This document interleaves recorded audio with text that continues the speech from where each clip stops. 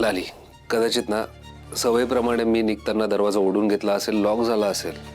मी मुद्दाम नाही केलं हे. आणि लाली, मी इतक्या वर्षांपासून इथे एकटा राहतोय, तर झालं असेल कदाचित. प्लीज तुम्हाला असं चुकीचं नको समजूस, प्लीज. तू एकटा राहतोस का 4 जणांसोबत राहतोस त्याच्याशी माझं काही घेणं देणं नाहीये. पण जर तू माझ्याशी असं वागणार असेल ना, मला नाही राहायचं इथं. अरे लाली लाली लाली, एक मिनिट ऐक. I am sorry. हे बघ, मी म्हणालो ना, चुकून झालं माझ्याकडून. कान पकडून माफी मागतो. असं नाही होणार परत. लाली प्लीज चिडू नको ना.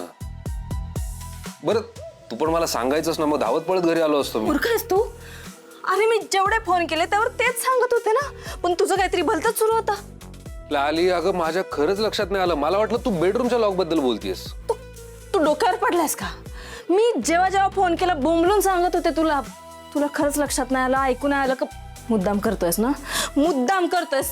कळायला लागलंय मला आता. अगं हो हो हो, किती चिडतीयस. जरा शांत हो. कॉलेजला असताना अशीच होती, एकदम तिखट लाल मिरची. अरे तुला म्हणालो ना, माझ्या नाही लक्षात आलं. फोनवरही तुझ्याशी लपून छपून बोलावं लागलं, त्यामुळे नाही कळलं पटकन मला. बरं, हे जे काही घडलंय त्यासाठी मी खरंच सॉरी म्हणतो. मी याचं प्रायश्चित्त घ्यायला तयार आहे. हे बघ, तू आज दिवसभर घरी एकटी होतीस, सो आपण आज नाही जमणार मला. उद्या मी तुला डिनरला घेऊन जाणार. तुला जायचंय ना, तू जा. मला नाही यायचं. माझं डोकं सटकलंय. लाली, आय प्रॉमिस असं नाही होणार परत. सॉरी. आपण जाऊयात ना डिनरला, प्लीज. तुला काय मी तुझ्या हाताखालची बावली वाटते? तुला पाहिजे तसं वागायला मी नाही येणार तुझ्यासोबत. Okay okay, let's be serious. Look, I am really very sorry. मी कान पकडून माफी मागतो. पुन्हा असं नाही होणार. ओके, हे लास्ट आत्ताचं. आणि मला तुला डिनरला घेऊन जाण्यामागची 2 कारणं आहेत. एक म्हणजे माझी माफी मागून होईल, आणि दुसरं म्हणजे आज एक मोठी केस सॉल्व्ह झाली आणि ती मला सेलिब्रेट करावं वाटते. लाली, इतकी वर्ष झाले माझ्यासोबत सेलिब्रेट करायला कोणीच नव्हतं, पण आत्ता माझी जवळची मैत्रीण माझ्यासोबत असल्यावर मी करायलाच पाहिजे ना सेलिब्रेट. सो आपण जाऊयात ना उद्या डिनरला. प्लीज. नाही नको म्हणूस, प्लीज. बघूया. लाली, इथून जायचा, मला सोडण्याचा विचार सोडूनच दे. आणि जाणार तरी कोणाकडे? त्या गोपाळकडे. त्याला तर मी कायमचा खडी फोडायला पाठवणार आहे. आणि माझ्या बायकोने परपुरुषाला भेटलेला मला आवडणार नाही. अरे हे काय डाउनलोडिंग आहे का? हा, गोपाळनं वकील ठेवायचं सोडून लागा, ते स्वतःच लढायला लागलाय. अरे कारण आपलं गोपाळ प्रामाणिक आहे. अरे ते म्हणतात ना, जो भरत नाही कर आणि तुम्हाला डर. ए जित्या, अरे कर नाही त्याला डर कशाला, अशी म्हणाय रे ती. अरे लकी, लकी इकडे ये. इकडे कशाला नको? मी दारू सोडली. अरे तुला दारू पिऊ नको म्हणलं, खाली बसू नको म्हणलं का? बस पिलं की आपल्यात वाद होतात, माहिती ना. राहू दे. अरे लकी, अरे दोस्त आहे राव आपण, आणि दोस्तीत एवढी तेवढी भांडणं चालायची. लागा बस, लागा बस बस.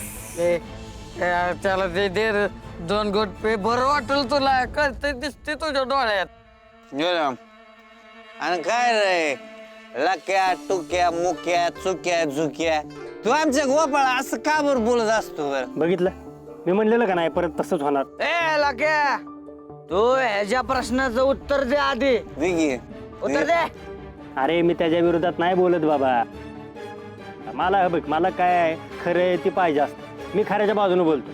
ए तुला काय माहितीये रे खरं खोटं? लय शानपणा करतोय तू. आम्ही बोलवलं तर आमच्यावरच हे करायला लागलाय का तू? हा, ती वेळ आली खर.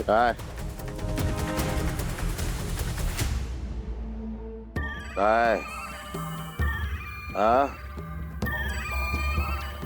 बघा, हे तुम्हाला सगळ्यांसाठी आणलंय मी. मला तुमच्याकडून एक मदत पाहिजे होती. आमची कसली मदत साहेब?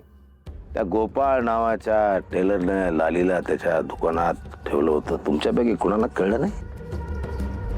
अहो नाही साहेब, अहो तुम्हाला सांगतो आमच्या गोपाळला फसून अडकवायचं हा कुणाच तरी प्रयत्न आहे. पण तिला बाहेर पडताना कुणी नाही बघितलं. नाही नक्की जो दुकान तर अगदी समोर आहे गोपाळ नावाच्या टेलरच्या दुकानाच्या. माणसाचं सहज लक्ष जातं, अगदी नाही गेलं तिथे लक्ष. नाही साहेब, मी नेहमी कामात असतो ना, तुम्हाला माहीतच आहे की. त्यामुळे माझं असं काय विशेष लक्ष नाही गेलेलं पुढं, त्यामुळं मला काय माहीत नाही एवढं. नाही म्हटलं तुम्ही तिथेच पडीक असता 5-5 फुटाच्या त्रिज्येमध्ये, लक्ष नाही गेलं कधी कोणाचं? अहो नाही साहेब, तुम्हाला तीच सांगतोय. असं जर आमच्या गोपाळला काही केलं असतं का नाही तर कोणतरी ते बघितलं असतं. आम्ही तर बघितलं असतं पण त्याच्या घरच्यांनी बी बघितलं नाही. तुम्हाला सांगतोय गोपाळ कोणतरी अडकवायचा प्रयत्न करतोय आमच्या देव माणसाला. हा हे खरं आहे. कशावनं हे सगळं गोपाळने केलेलं नाही. तुम्हाला माहिती आहे नाही म्हणजे साहेब काय आहे, ह्या टायमिंगला म्हणजे रात्री गोपाळच्या दुकानापाशी कोणच नसते. त्यामुळे मला वाटते रात्रीचा फायदा घेऊन त्याने हे सगळं कांड केलं असणार.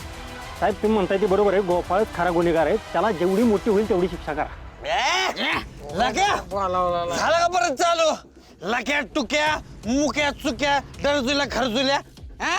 अरे तुला कळतंय का तू गोपाळ बद्दल काय बोलते ते?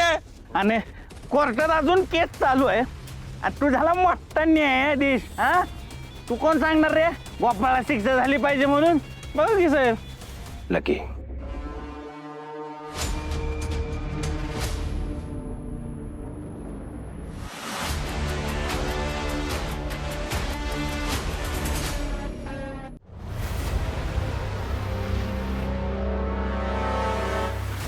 चले जेवण कर.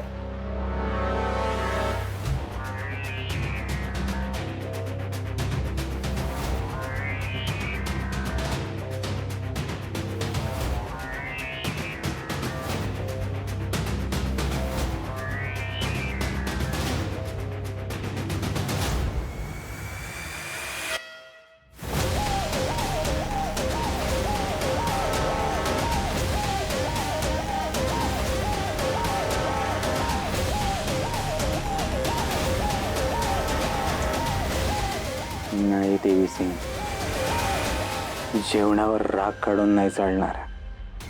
या जेवणासाठी आपण काय काय बघितलंय आठवतंय? एका घासासाठी किती पळापळ केली. स्वतःच्या भावाचा बळी घ्यायला मागे पुढे नाही पाहिलंस तू. जेवणावर राग काढून चालणार नाही. आणि मुळात हे असलं जेवण करायला तू जन्माला आलेलाच नाहीये. या देवीसिंगला पैशात खेळायची सवय, लोळायची सवय. प्रचंड श्रीमंत व्हायचंय, इथून परदेशात जायचंय. पण कसं इथून बाहेर पडल्याशिवाय तर हे शक्य नाहीये. या जेलमध्ये राहण्याचा कंटाळा आलाय. कधी इथून बाहेर पडतो असं होत आहे. काय करू, इथून कसं पळू?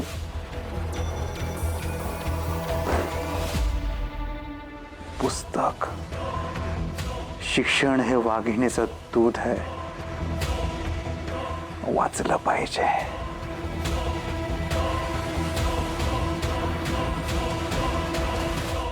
हेच तर पाहिजे होतं मला.